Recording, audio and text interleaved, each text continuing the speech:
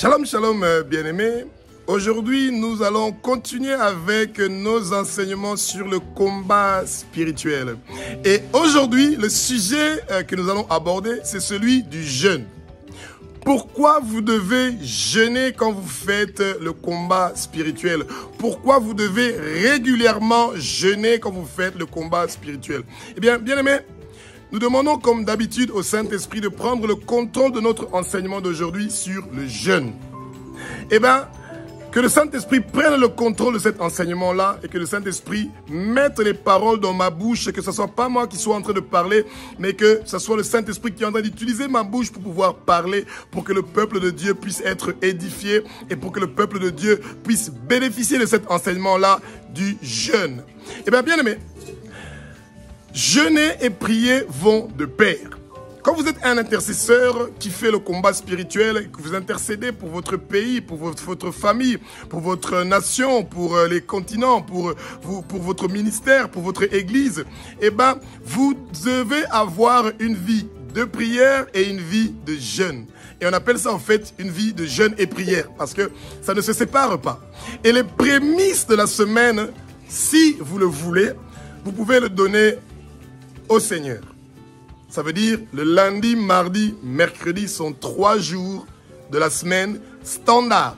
Du 1er janvier jusqu'au 31 décembre, que ça doit faire partie de votre jeûne. Et c'est pas compliqué, bien aimé. C'est tellement facile. Mais les gens démystifient le jeûne. Vous voyez?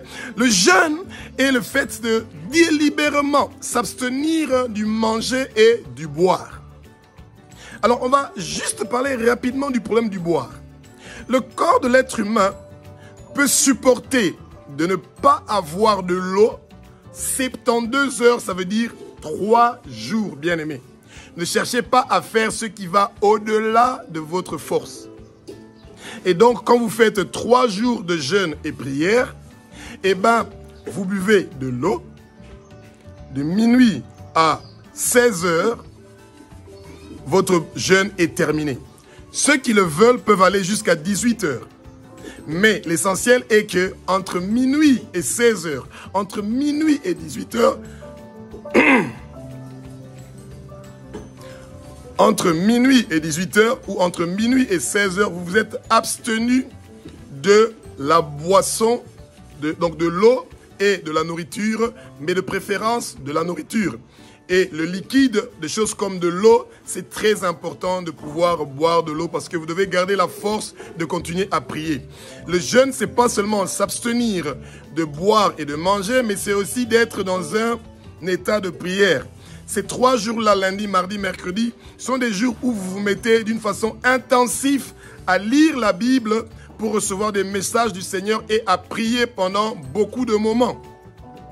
Et c'est ces 3 jours-là, le lundi, mardi, mercredi, que vous devez chercher à dormir tôt, de façon que vous êtes réveillé à 23 heures pour pouvoir faire la prière de minuit qui va vous aider et que vous puissiez avoir la force de vous réveiller aussi à la 4e heure pour pouvoir recevoir des rémas du Seigneur, des messages, des mots du Seigneur.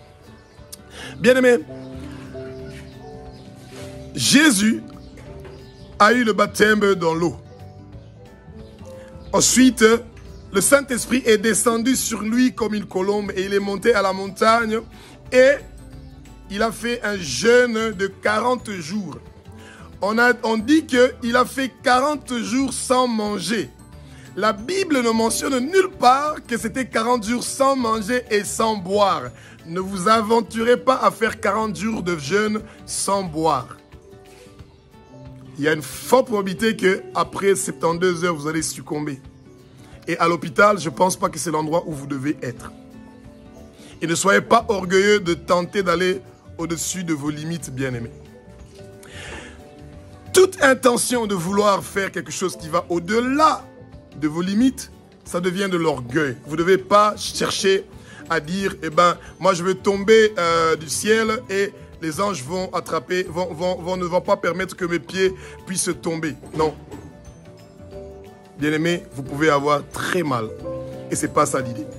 Alors, quand Jésus a eu le baptême du Saint-Esprit, eh bien, il était rempli du Saint-Esprit. Quand Jésus a terminé de jeûner les 40 jours, eh bien, il a reçu la puissance du Saint-Esprit. Et c'est là qu'il a commencé son ministère. L'eau a été changée en vin. Les morts sont ressuscités. Les aveugles ont vu. Les boiteux ont marché. Les stériles sont devenus fécondes. Une femme qui coulait de sang depuis 12 ans a guéri. Le boiteux de Bethsaïda, qui attendait pendant beaucoup d'années pour qu'un ange vienne secouer l'eau. Il a été le seul que le Seigneur a guéri. Et aujourd'hui, tu es la personne que le Seigneur veut utiliser ta bouche. Le Seigneur veut utiliser ta voix pour guérir des milliers de gens. Et quand tu reçois la puissance, l'onction du Saint-Esprit de la guérison, tu vas faire du mal au royaume de Satan. Tu vas emmener le chaos dans le royaume de Satan. Et plus tu jeûnes, plus tu ressens la puissance du Saint-Esprit. Parce que tu fais ce que le Maître a fait. Le Maître a accepté le baptême de l'eau. Le Maître a reçu le Saint-Esprit. Le Maître était rempli du Saint-Esprit. Jésus a jeûné. Jésus a prié. Jésus a jeûné. Et Jésus il est la puissance de toutes choses. Bien-aimés, quand vous jeûnez, n'ayez pas une attitude de tristesse. N'ayez pas une attitude comme si quelqu'un est en train de passer des moments qui sont difficiles. Ça fait partie de votre vie, de tous les jours. Vous voyez? Il n'y a nulle part où c'est écrit pour ceux qui sont mariés que quand vous êtes en train de jeûner, vous devez vous abstenir de votre femme. Non. Quand vous jeûnez, bien-aimés, vous jeûnez en commun accord avec votre femme. Vous dites à votre femme, écoutez, si vous avez décidé, la parole ne dit pas que vous devez vous abstenir du sexe, non. Mais si vous avez décidé de jeûner pendant 3 jours, vous pouvez dire à votre femme, eh bien, lundi, mardi et mercredi, c'est fort probable qu'on ne va pas avoir des rapports sexuels parce que je monte à la montagne. Je vais être sur la colline et je veux passer du temps avec le Seigneur dans la prière. Et si vous avez une femme qui est née de nouveau et qui connaît le Seigneur, elle va vous comprendre. Que vous avez besoin d'avoir ce temps-là pour passer ce temps avec le Seigneur. Et une fois que vous avez terminé à 16h ou à 17h le lundi et le mardi, dans ces 2 jours-là, vous pouvez manger du pain avec un omelette ou du pain avec du beurre et avec du thé. Et commencez toujours avec quelque chose de chaud qui va aider vos intestins à pouvoir donc être libérés et ça va vous aider. Et buvez beaucoup le soir pour que votre voix ne puisse pas s'abîmer parce que vous allez beaucoup prier. Pendant les journées que vous êtes en train de jeûner, bien-aimés, vous avez une grande puissance, une onction de guérison, une onction de délivrance que vous pouvez utiliser pour aider beaucoup de gens. Pendant les moments de jeûne et de prière, vous avez une onction pour prier pour votre pays, pour votre quartier. Ça peut faire des très bonnes choses. Bien-aimés, il y a quelque chose que vous devez comprendre quand vous êtes en train de faire la prière, l'intercession et le jeûne. C'est que d'abord, dans votre vie, vient le Seigneur. Abba, notre Père qui est aux cieux, notre Dieu, notre Roi. Et comme il est un avec Jésus-Christ et le Saint-Esprit, eh bien, eux tous viennent en premier avant vous. Ensuite, ça vient toi, la personne qui fait le jeûne et la prière et qui intercède. Ensuite vient ta femme. Il faut t'occuper de ta femme. Tu ne peux pas entrer dans la prière, te dire je veux jeûner, je veux prier au moment où tu as un conflit avec ta femme ou que vous avez des malentendus, que vous avez des mésentendus. Sois humble, humilie-toi, va voir ta femme. Tu dis chérie, s'il y a quelque chose que j'ai fait de mal ou que je t'ai offensé, je me repens, je te demande le pardon et je te fais un grand câlin et je t'aime mon amour. Bénis-moi pour que ces jours de prière, de jeûne prière, que ce soit des journées merveilleuses avec le Seigneur. Je veux ta bénédiction, ma femme. Donne-moi ta bénédiction pour que je sois béni pendant ces jours-là et pour que notre famille soit bénie. Ensuite vient vos enfants. Si vous avez des enfants qui commencent déjà à devenir des adolescents, Vous les appelez, vous dites, papa va monter à la montagne. Si j'ai commis un mal, ou je vous ai offensé, je vous ai fait du mal, pardonnez-moi. Parce que je veux faire un bon travail à la montagne. Et vous allez voir que le Seigneur va vous aider. Bien-aimés, votre église, s'il y a des gens à qui vous avez offensé, vous avez fait du mal, avant que vous entrez dans la montagne, préparez-vous. Dites au Seigneur, Seigneur, s'il y a quelqu'un à qui j'ai offensé, j'ai fait du mal à mon église, ou que j'ai critiqué, eh bien je demande le pardon et je demande la repentance. Et que l'esprit de critique et l'esprit de faire du mal aux autres puissent me quitter au nom de Jésus. Et bien-aimés, le moment de jeûne et de prière est le moment de s'intéresser au business de Abba. Le business de notre Père qui est aux cieux, c'est celui que les brebis perdues quittent le monde des ténèbres pour venir vers le royaume de son Fils Jésus-Christ. C'est le business de Abba, notre Père qui est aux cieux, notre Dieu, notre Roi, et que son nom soit propagé et connu dans chaque recoin des 6 continents du monde entier.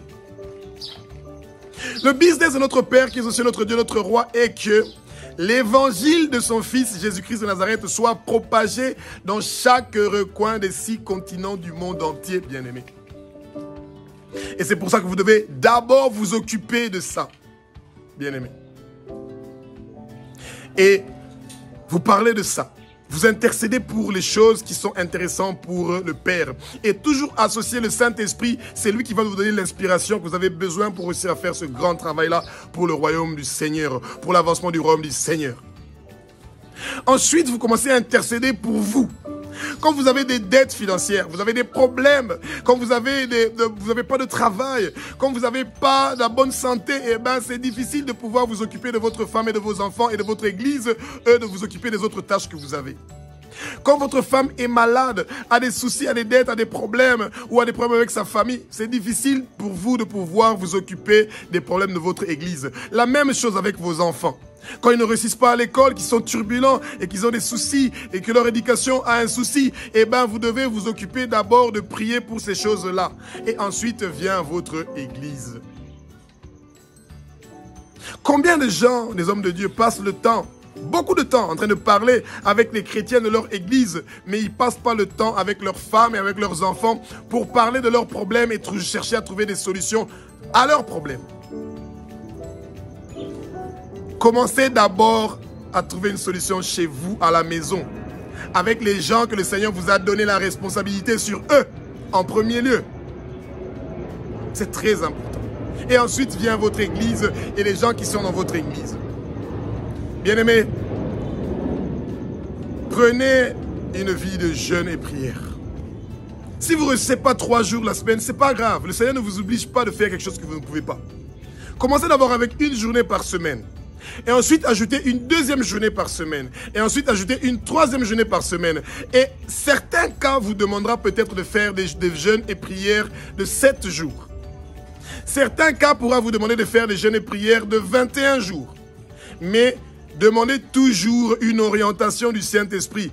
Que Abba, notre Père qui est aux cieux, vous donne un réma, une parole qui vous dit: faites une prière de 9 jours, aux jeûnes prières de 3 jours. Arrêtez avec les histoires de jeûnes prières de Esther. 21 jours de jeûne de Daniel. Bien-aimés, vous ne devez pas inventer des choses. Vous devez faire ce que le Saint-Esprit vous inspire. C'est lui notre maître qui nous dit ce que nous devons faire. Alléluia. Merci, ô Abba, pour cette belle parole. Et nous savons que ton peuple a entendu ta parole, ô Abba, et que ta parole a touché nos cœurs, ô Éternel des armées. Nous nous remettons à toi, Saint-Esprit. Parle-nous, dis-nous ce que nous devons faire pour que nos jeûnes et prières puissent réussir. Ainsi nous avons prié au nom puissant de Jésus-Christ de Nazareth. Amen.